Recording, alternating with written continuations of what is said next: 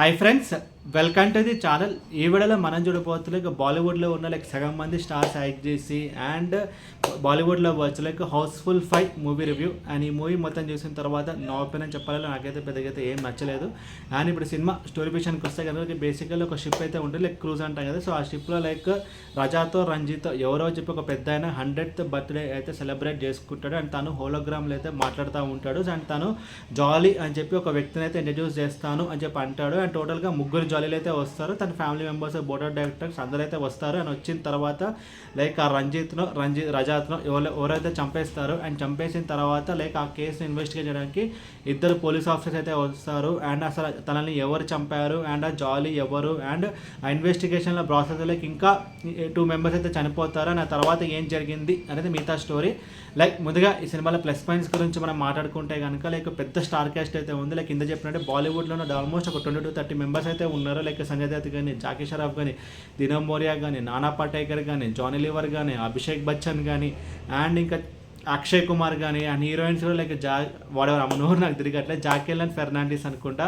So తను కానీ ఇలా చాలా పెద్ద స్టార్ క్యాస్ట్ అయితే ఉంది ఆ సినిమాలో. సో వాళ్ళందరూ వాళ్ళ రోల్, రితేష్ దేశ్ముఖ్ కానీ ఇలా చాలా, ఫర్దీన్ ఖాన్ ఇలా చెప్పుకుంటూ పెద్ద లిస్ట్ అయితే ఉంది. ఇలా ఈచ్ అండ్ ఎవ్రీ పర్సన్ వాళ్ళ రోల్స్ తగ్గట్టు బాగానే చేశారు. అండ్ ఇంకొక ప్లస్ పాయింట్ ఈ మూవీలో మనం చూసుకుంటే కనుక ఈ మూవీలో కొన్ని కామెడీ సీన్స్ అయితే వర్కౌట్ అయ్యాయి. అండ్ ఇంకొక ప్లస్ పాయింట్ మనం చూసుకుంటే కనుక ఈ మూవీలో 2 ఎండింగ్స్ అయితే ఉంటాయి. సో ఒక ఎండింగ్ ఏంటంటే కనుక ఒక వ్యక్తి నేను చెప్పను, బికాస్ ఒక ఎక్స్ అనే అతను తనైతే మర్డరర్. అండ్ ఇంకొక ఎండింగ్ మనం చూసుకుంటే కదా, సో వై అనే అతను ఎండింగ్. సో వాళ్ళు ఎవరు అనేది మీరైతే సినిమా చూసి అయితే తెలుసుకోవాలి. సో అది కొంచెం కొత్తగా అయితే అనిపించింది. అండ్ ఇన్వెస్టిగేషన్ పోర్షన్ కూడా ఓకే.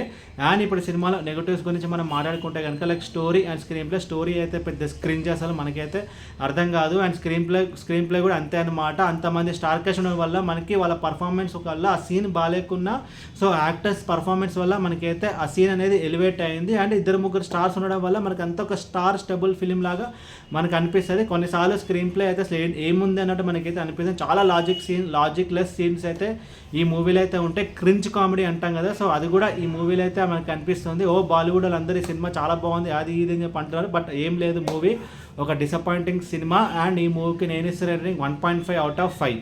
అండ్ ఈ వీడియో మీకు నచ్చితే కనుక లైక్ కొట్టి షేర్ చేసి మీ ఫ్రెండ్స్ సబ్స్క్రైబ్ చేయించండి. అండ్ మీకు ఇంకేమైనా వేరే సినిమా రివ్యూస్ కింద కామెంట్ బాక్స్లో కామెంట్ చేయండి. Thank you.